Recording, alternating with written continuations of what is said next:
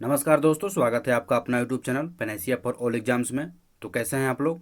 I hope कि आप लोग अच्छे होंगे और मस्त होंगे।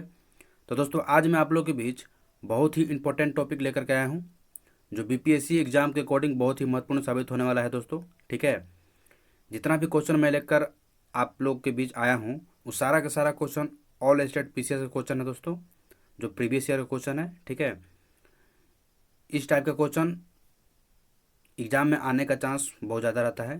ठीक है, इसलिए आप लोग फटाफट देख लीजिए। ठीक है दोस्तों, तो चलिए दोस्तों स्टार्ट करते हैं। वीडियो स्टार्ट करने से पहले आपसे एक छोटा सा रिक्वेस्ट है दोस्तों, कि जितने भी इस चैनल पर नए हैं, प्लीज़ चैनल को लाइक करें, सब्सक्राइब करें और अपने दोस्तों के पास शेयर जरूर करें। ठीक है दोस्तों, तो चलिए दोस्तों स्टार्ट करते हैं। टॉपिक है ध्वनि एवं तरंग गति। ठीक है, साउंड एंड वेव मोशन। ठीक है, इससे क्वेश्चन आता ही आता है। ठीक है, तो चलिए फटाफट स्टार्ट करते हैं। क्वेश्चन है अनुदैर्ध्य तरंगों का उदाहरण है। ठीक है, अनुदैर्ध्य तरंगों का उदाहरण है, इसमें से चुनना है कौन है। ठीक है, तो इसका राइट आंसर हो जाएगा ध्वनि, क्योंकि ध्वनि अनुदैर्ध्य तरंग है। ठीक है, और प्रकाश अनुप्रस्थ तरंग है। ठीक है दोस्तों, आइए फटाफट इसका सोल्व देख लेते हैं। देखिए, 66वीं बीपीएससी में प्री में पूछा गया था 2020 में। ठीक है दोस्तों, ये क्वेश्चन आ सकता है, रिपीट होता है। ठीक है, ध्वनि तरंगे अनुदैर्ध्य तरंगे वे तरंगे होती है जिनमें माध्यम के कणों का विस्थापन तरंग की गति की दिशा या उसके विपरीत दिशा में ही होता है। उन्हें एल तरंगे भी कहते हैं। वायु में ध्वनि तरंगे भी अनुदैर्ध्य तरंगे हैं। इसी प्रकार भूकंप और विस्फोट के कारण उत्पन्न पी तरंगे भी अनुदैर्ध्य तरंगे होती हैं। ठीक है, पी तरंगे अनुदैर्ध्य तरंगे भी होती है। आइए नेक्स्ट क्वेश्चन पे आते हैं। नेक्स्ट क्वेश्चन है वायु में ध्वनि तरंग होती है कैसी। ठीक है, वायु में ध्वनि तरंग होती है कैसी। ठीक है, तो इसका राइट आंसर हो जाएगा अनुदैर्ध्य। ठीक है, आइए, भी पीपीएससी प्री में पूछा गया था 2019 में। ठीक है दोस्तों, आइए इसका सोल्व देख लेते हैं। ध्वनि तरंगे यांत्रिक अनुदैर्ध्य तरंगे होती हैं। अनुदैर्ध्य तरंगे सभी माध्यम यानी ठोस, द्रव, गैस में संचरण कर सकती है। ठीक है दोस्तों, आइए नेक्स्ट क्वेश्चन पे आते हैं। थोड़ा सा क्वेश्चन में धुंधला है। ठीक है, अब हम पढ़ देते हैं। मनुष्य की श्रव्यता की सीमा क्या है। ठीक है, मनुष्य की श्रव्यता की सीमा क्या है, तो इसका राइट आंसर हो जाएगा 20 हर्ट्ज से 20,000 हर्ट्ज के बीच होता है। ठीक है दोस्तों, आइए इसका सोल्व देख लेते हैं। देखिए, एमपीपीसीएस में पूछा गया था क्वेश्चन। ठीक है, ऐसी निश्चित आवृत्ति की तरंग जिसे सुनने के लिए मनुष्य के कान सुग्राही होते हैं, श्रव्य तरंग कहलाती है। ठीक है दोस्तों, इसमें अधिक या कम आवृत्ति की तरंग सुनने के लिए मनुष्य के कान सुग्राही नहीं होते। 20 हर्ट्ज से 20,000 हर्ट्ज के बीच की आवृत्ति वाली तरंगों को श्रव्य तरंग कहते हैं। ठीक है, इन तरंगों को मनुष्य सुन सकता है। ध्वनि तरंगों का आवृत्ति परिसर। ठीक है, आइए देख लेते हैं यहाँ पे। अवश्रव्य तरंगे 20 हर्ट्ज से कम आवृत्ति वाली होती है। ठीक है, उसे अवश्रव्य तरंग कहते हैं। ठीक है, और श्रव्य तरंग किसे कहते हैं, जो 20 हर्ट्ज से 20,000 हर्ट्ज के बीच में होती है, उसे श्रव्य तरंग कहते हैं। ठीक है दोस्तों, और प्रश्रव्य तरंग किसे कहते हैं, जो 20,000 हर्ट्ज से ऊपर होते हैं, उसे प्रश्रव्य तरंग कहते हैं। ठीक है दोस्तों, आइए नेक्स्ट क्वेश्चन पे आते हैं। नेक्स्ट क्वेश्चन है ध्वनि का वेग अधिकतम होगा किसमें। ठीक है, ध्वनि का वेग अधिकतम होता है किसमें, तो इसका राइट आंसर हो जाएगा इस्पात। ठीक है, किसमें, इस्पात में अधिकतम होता है। ठीक है दोस्तों, आइए इसका सॉल्व देख लेते हैं। ध्वनि एक प्रकार का कंपन या विक्षोभ है जो किसी ठोस, द्रव या गैस से होकर संचारित होती है। ध्वनि का वेग ठोसों में सबसे अधिक होता है। ठीक है, और द्रव में उसमें सबसे कम होता है तथा गैस में सबसे कम होता है। द्रव में उससे कम तथा गैस में सबसे कम होता है। ठीक है, यानी गैस में सबसे कम होता है। ठीक है दोस्तों, देखिए यहाँ पे ठोस, द्रव, गैस। ठीक है, आइए देख लेते हैं। CO2 में ध्वनि की चाल बताना है। ठीक है, CO2 में ध्वनि की चाल 260 मीटर प्रति सेकंड होता है। ठीक है, और वायु में 332 होता है। एल्कोहल में 1213 होता है। ठीक है, हाइड्रोजन में 1269 होता है। पारा में 1450 होता है। जल में 1493 होता है। समुद्री जल में 1533 होता है। लोहा में 5130 होता है। और कांच में 5640 होता है। ठीक है, और सबसे अधिक होता है एल्युमिनियम में। किस में होता है, एल्युमिनियम में 64-20 कितना होता है? 64-20 सबसे अधिक होता है। ठीक है दोस्तों, आइए नेक्स्ट क्वेश्चन पे आते हैं।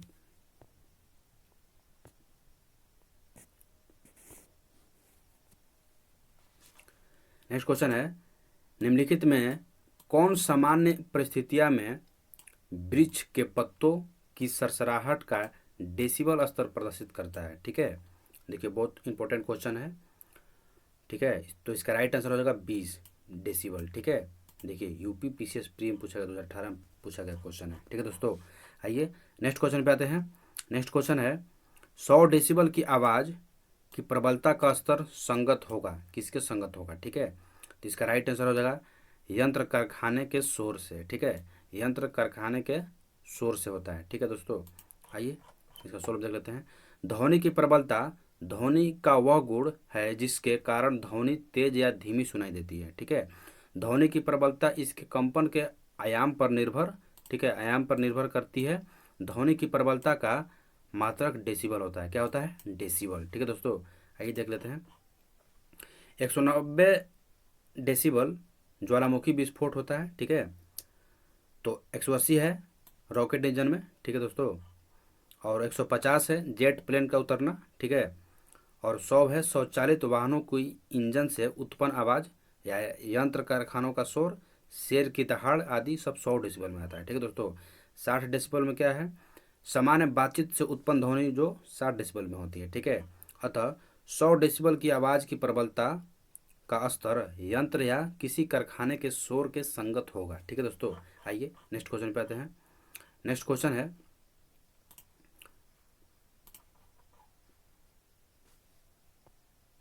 निम्नलिखित में से कौन सा विद्युत चुंबकीय विकिरण टेलीविजन के दूरस्थ नियंत्रण के लिए प्रयोग में लाया जाता है? ठीक है दोस्तों, तो इसका राइट आंसर हो जाएगा इंफ्रारेड। ठीक है, इंफ्रारेड यानी अवरक्त किरण। ठीक है दोस्तों, आइए सोल्व इसका देख लेते हैं। इसमें सोल्व नहीं है। ठीक है, देखिए बहुत सारा एग्जाम में पूछा गया क्वेश्चन है ये। ठीक है, ये आ सकता है।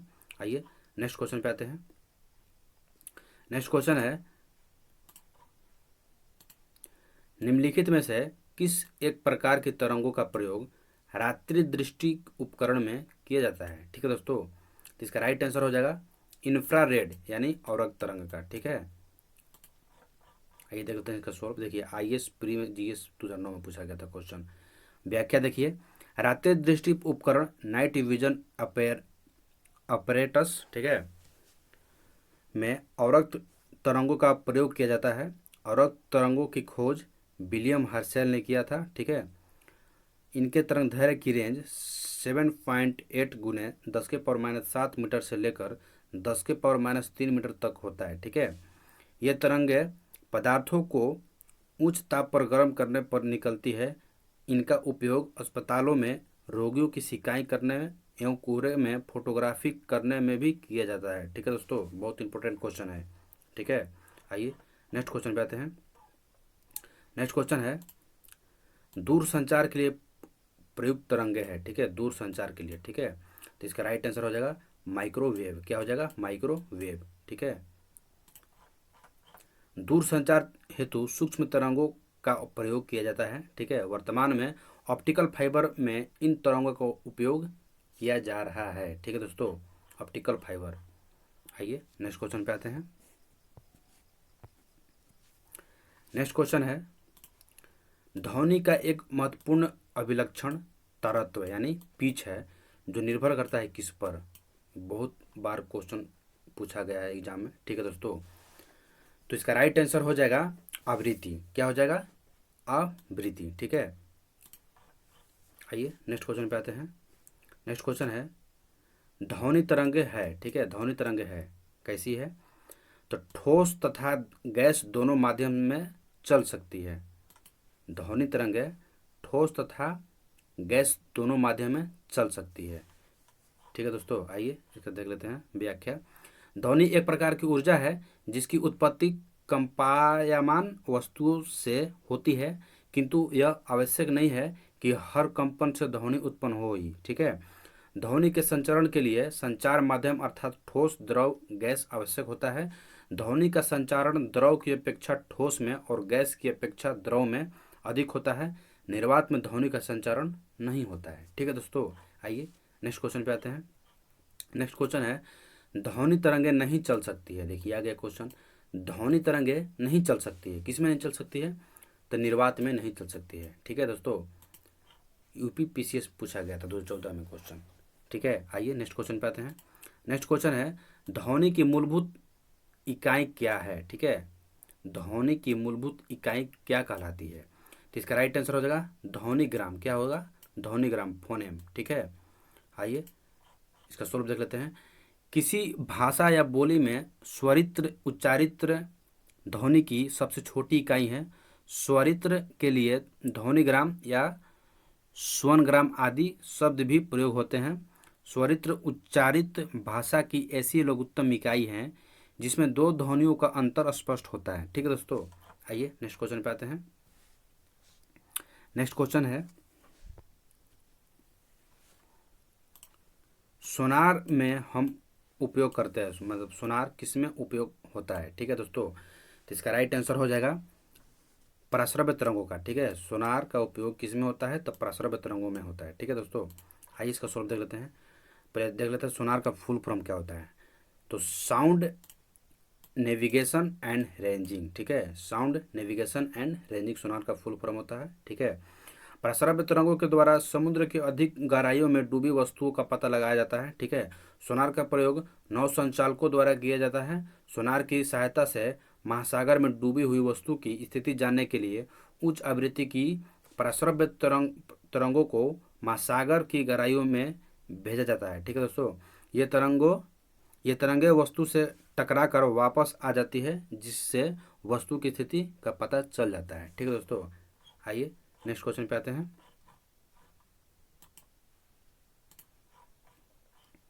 नेक्स्ट क्वेश्चन है, नज़दीक आती रेलगाड़ी की सीटी की आवाज़ बढ़ती जाती है जबकि दूर जाने वाली रेलगाड़ी के लिए घटती जाती है। यह प्रपंच किसका उदाहरण है। ठीक है दोस्तों, तो इसका राइट आंसर हो जाएगा डॉपलर प्रभाव का उदाहरण है। ठीक है, किसका उदाहरण है, डॉपलर प्रभाव का। ठीक है, आइए इसका सोल्व देख लेते हैं। ध्वनि श्रोता और स्रोत के बीच सापेक्ष गति होने पर श्रोता द्वारा सुनी गई ध्वनि की आवृत्ति ध्वनि की वास्तविक आवृत्ति से भिन्न हो जाती है। इसे डॉपलर प्रभाव कहते हैं। डॉपलर प्रभाव के कारण ही स्टेशन से दूर जाती एवं नज़दीक आती हुई रेलगाड़ी की सीटी की आवाज़ वास्तविक तीव्रता की अपेक्षा भिन्न सुनाई देती है। ठीक है दोस्तों, आइए नेक्स्ट क्वेश्चन पे आते हैं। नेक्स्ट क्वेश्चन है, ध्वनि की वायु में वेग अनुमानतः होता है कितना। ठीक है, तो इसका राइट आंसर हो जाएगा 332 मीटर प्रति सेकेंड। कितना होता है, 332 मीटर प्रति सेकेंड। ठीक है दोस्तों, वायु में ध्वनि का वेग लगभग 332 मीटर प्रति सेकेंड होता है। ठीक है दोस्तों, आइए नेक्स्ट क्वेश्चन पे आते हैं। नेक्स्ट क्वेश्चन है, ध्वनि निम्न प्रकार से चलती है। ठीक है, ध्वनि निम्न प्रकार से चलती है, मतलब किस में चलती है, तो इसका राइट आंसर हो जाएगा बी, ध्वनि, क्योंकि ध्वनि अनुदैर्घ्य तरंग की है। ठीक है, ध्वनि अनुदैर्घ्य तरंगों की तरह होती है। ठीक है दोस्तों, आइए इसका देख लेते हैं सोल्व। ध्वनि तरंगें अनुदैर्घ्य प्रकार की होती है। अनुदैर्घ्य तरंगें ठोस, द्रव, गैस सभी में उत्पन्न की जाती है। ठीक है दोस्तों, आइए नेक्स्ट क्वेश्चन पे आते हैं। नेक्स्ट क्वेश्चन है,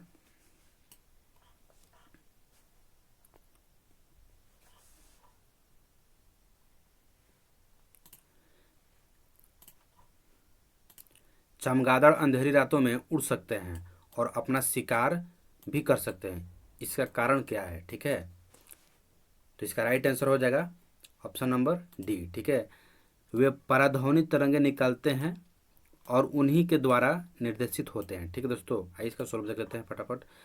चमगादड़ उड़ते समय स्वयं पराध्वनि तरंगों को उत्पन्न करते हैं। यह तरंगे जब किसी वस्तु से टकराती है तो इन वस्तुओं से परावर्तित होकर पुनः चमगादड़ द्वारा ग्रहण कर ली जाती है, जिससे उसे सामने अवरोध का पता चल जाता है। ठीक है, तथा वो इनसे अपनी रक्षा करता हुआ रात्रि में उड़ता है। ठीक है, चमगादड़ तो लगभग 1 लाख आवृत्ति तक की पराश्रव्य तरंगों को सुन सकता है। ठीक है दोस्तों, तो चलिए दोस्तों नेक्स्ट क्वेश्चन पे आते हैं। नेक्स्ट क्वेश्चन है, सीटी स्कैन करने में प्रयोग में लाई जाती है। ठीक है, सीटी स्कैन किस में लाई जाती है? आइए देख लेते हैं इसका राइट आंसर। इसका राइट आंसर हो जाएगा एक्स किरण, ठीक है, किस में हो जाएगा? एक्स किरण में। आइए इसका व्याख्या देख लेते हैं। कैट स्कैन से तात्पर्य कंप्यूटराइज्ड एक्सियन टोमोग्राफी है, जिसे कभी कभी सीटी स्कैन भी कहा जाता है, ठीक है दोस्तों। सीटी स्कैन में जिस अंग की जांच करनी होती है उसके पतले टुकड़े एक्सरे चित्रों के रूप में दिखाई देते हैं, जिसे बाद में कंप्यूटर द्वारा द्वि या त्रियामी चित्रों का रूप देकर उस अंग में उपस्थित ट्यूमर, रसौली या अन्य बीमारियों का पता लगाया जा सकता है, ठीक है दोस्तों। आइए नेक्स्ट क्वेश्चन पे आते हैं। नेक्स्ट क्वेश्चन है, निम्न में कौन सी विद्युत चुंबकीय तरंगें नहीं है? ठीक है, निम्नलिखित में से कौन सी विद्युत चुंबकीय तरंगें नहीं है? तो इसका राइट आंसर हो जाएगा अल्फा किरण, ठीक है। क्या हो जाएगा? अल्फा किरण विद्युत चुंबकीय तरंगें नहीं है, ठीक है। आइए इसका व्याख्या देख लेते हैं। उत्तराखंड में पूछा गया क्वेश्चन है 2010-11 में, ठीक है। अल्फा किरणें विद्युत चुंबकीय तरंगें नहीं हैं, ठीक है। विद्युत चुंबकीय तरंगें हैं कौन कौन? गामा किरणें, एक्स किरणें, पराबैंगनी किरणें, दृश्य विकिरण, ठीक है, अवरक्त विकिरण, लघु रेडियो तरंगे व दीर्घ रेडियो तरंगे, ये सब आपको विद्युत चुंबकीय तरंगे हैं, ठीक है। लेकिन अल्फा जो है वो नहीं है, ठीक है। आइए नेक्स्ट क्वेश्चन पे आते हैं। नेक्स्ट क्वेश्चन है, कौन सी तरंगे शून्य में संचारण नहीं कर सकती है? ठीक है, कौन सी तरंगे शून्य में संचारण नहीं कर सकती है? तो इसका राइट आंसर हो जाएगा ध्वनि। क्या हो जाएगा? ध्वनि, ठीक है। आइए इसका व्याख्या देख लेते हैं। देखिए एमपीपीएससी में पूछा गया क्वेश्चन, ठीक है। ध्वनि तरंगों साउंड वेव के संचरण, ठीक है, ट्रांसमिशन के लिए किसी न किसी माध्यम का होना आवश्यक है। ये तरंगें निर्वात में नहीं चल सकती है। यही कारण है कि वायुमंडल के अभाव में निर्वात में यानी चंद्रमा पर ध्वनि तरंगें संचारित नहीं होती तथा वहाँ दो व्यक्ति एक दूसरे की बातों को नहीं सुन सकते हैं, ठीक है। आइए नेक्स्ट क्वेश्चन पे आते हैं। नेक्स्ट क्वेश्चन है, निम्नलिखित में से किसमें ऋणात्मक आवेश होता है? ठीक है, निम्नलिखित में से किसमें ऋणात्मक आवेश होता है? तो इसका राइट आंसर हो जाएगा बीटा कण, ठीक है, बीटा किरण, ठीक है। आइए देख लेते हैं इसका व्याख्या। अल्फा किरण धनावेशित हीलियम नाभिक, ठीक ना। बीटा किरण ऋणावेशित इलेक्ट्रॉन एवं गामा किरण अनावेशित प्रोटॉन होती है, ठीक है दोस्तों। आइए नेक्स्ट क्वेश्चन पे आते हैं। नेक्स्ट क्वेश्चन है, एक जैव पत्ती जिसमें पराश्रव्य ध्वनि का उपयोग किया जाता है, ठीक है, क्या कहलाता है? एक जैव पत्ती जिसमें पराश्रव्य ध्वनि का उपयोग किया जाता है वो क्या कहलाता है? तो सोनोग्राफी। क्या होता है? सोनोग्राफी, ठीक है। आइए इसका सुलभ देख लेते हैं। सोनोग्राफी एक तरह का अल्ट्रासाउंड है जो शरीर के आंतरिक अंगों जैसे लीवर, किडनी आदि को स्कैन करने के लिए उच्च आवृत्ति वाली पराश्रव्य ध्वनिक तरंगों का उपयोग करती है, ठीक है दोस्तों। आइए नेक्स्ट क्वेश्चन पे आते हैं। नेक्स्ट क्वेश्चन है, निम्न में से किसकी तरंग लंबाई सबसे अधिक होती है? ठीक है, निम्न में से किसकी तरंग लंबाई सबसे अधिक होती है? तो इसका राइट आंसर हो जाएगा रेडियो तरंग की लंबाई सबसे अधिक होती है, ठीक है दोस्तों। आइए नेक्स्ट क्वेश्चन पे आते हैं। नेक्स्ट क्वेश्चन है, निम्न में कौन सी यांत्रिक तरंग है? ठीक है, निम्नलिखित में से कौन सी यांत्रिक तरंगे हैं? ठीक है, तो इसका राइट आंसर हो जाएगा ध्वनि तरंगे, ठीक है। क्या हो जाएगा? ध्वनि तरंगे। देखिए उत्तराखंड पीसीएस में पूछा गया क्वेश्चन 2016 में। ध्वनि तरंगे यांत्रिक तरंगे है, ठीक है। यांत्रिक तरंगे वे तरंग है जो किसी भी माध्यम में ठोस, द्रव एवं गैस में संचरित होती है, जबकि रेडियो तरंगे, एक्स तरंगे एवं प्रकाश तरंगे अयांत्रिक या विद्युत चुंबकीय तरंगे होती है, ठीक है। आइए नेक्स्ट क्वेश्चन पे आते हैं। नेक्स्ट क्वेश्चन है, निम्नलिखित में से किन तरंगों को ध्रुवीकृत नहीं किया जा सकता है? ठीक है, निम्नलिखित में से किन तरंगों को ध्रुवीकृत नहीं किया जा सकता है? तो इसका राइट आंसर हो जाएगा ध्वनि तरंगों को। ध्वनि तरंग को ध्रुवीकृत नहीं किया जा सकता है, ठीक है दोस्तों। आइए नेक्स्ट क्वेश्चन पे आते हैं। नेक्स्ट क्वेश्चन है और ये लास्ट क्वेश्चन है दोस्तों, ठीक है। क्वेश्चन है, पारा उच्च आवृत्ति की तरंगे साधारणतः संचारित की जाती है किसमें? ठीक है, किसके रूप में? पारा उच्च आवृत्ति की तरंगे साधारणतः संचारित की जाती है किसके रूप में? तो इसका राइट आंसर हो जाएगा सी, अंतरिक्ष तरंगों के रूप में। ठीक है, क्या हो जाएगा? अंतरिक्ष तरंगों के रूप में। आइए इसको सोल्व कर लेते हैं। पारा उच्च आवृत्ति की तरंगें अंतरिक्ष तरंगों के रूप में संचारित की जाती है। यह विद्युत चुंबकीय विकिरण की पट्टी है जिसकी आवृत्ति 300 मेगाहर्ट्ज से 3000 गीगाहर्ट्ज यानी 3000 मेगाहर्ट्ज के बीच होती है। इन तरंगों का प्रयोग आधुनिक मोबाइल फोन में दूरदर्शन के प्रसारण में ग्लोबल पोजिशनिंग प्रणाली में होता है। ठीक है दोस्तों, आइए एक और क्वेश्चन है, लास्ट क्वेश्चन है। ठीक है दोस्तों, रेडियो तरंगे के विक्षेपण के लिए वायुमंडल के निम्नलिखित स्तरों में से कौन सा स्तर उत्तरदायी है? ठीक है, तो इसका राइट आंसर हो जाएगा ऑप्शन नंबर डी। ठीक है, आयन मंडल। ठीक है, रेडियो तरंगे आयन मंडल से टकरा कर आती है। ठीक है, आइए इसका व्याख्या देख लेते हैं। तापमंडल का सबसे निचला भाग आयन मंडल के रूप में जाना जाता है। ठीक है, इस भाग में वायु की कई परतें या तहें पाई जाती है एवं आश्चर्यजनक विद्युतीय एवं घटनाओं का घटित होना इसकी मुख्य विशेषता है। ठीक है, आयन मंडल की सबसे निचली परत यानी डी लेयर से रेडियो की लंबी तरंगों का परावर्तन होता है। डी परत के ऊपर ई परत से रेडियो के माध्यम तरंगें परावर्तित होती है। ई परत के ऊपर एक परत एफ लेयर मिलती है जिससे रेडियो की लघु तरंगें परावर्तित होती है। स्पष्ट है कि यदि सुनना कदापि संभव नहीं होता है क्योंकि इनके अभाव से रेडियो तरंग ऊपर अनंत अंतरिक्ष में जाकर विलीन हो जाती है। ठीक है दोस्तों, तो दोस्तों आज के लिए इतना ही। आशा करते हैं कि आप लोग को वीडियो अच्छी लगी होगी। अगर अच्छी लगी है तो प्लीज़ इस चैनल को लाइक करें, सब्सक्राइब करें और अपने दोस्तों के पास शेयर जरूर से ज़रूर करें दोस्तों। ठीक है, तो दोस्तों मिलते हैं नेक्स्ट वीडियो में न्यू टॉपिक के साथ। तब तक के लिए धन्यवाद।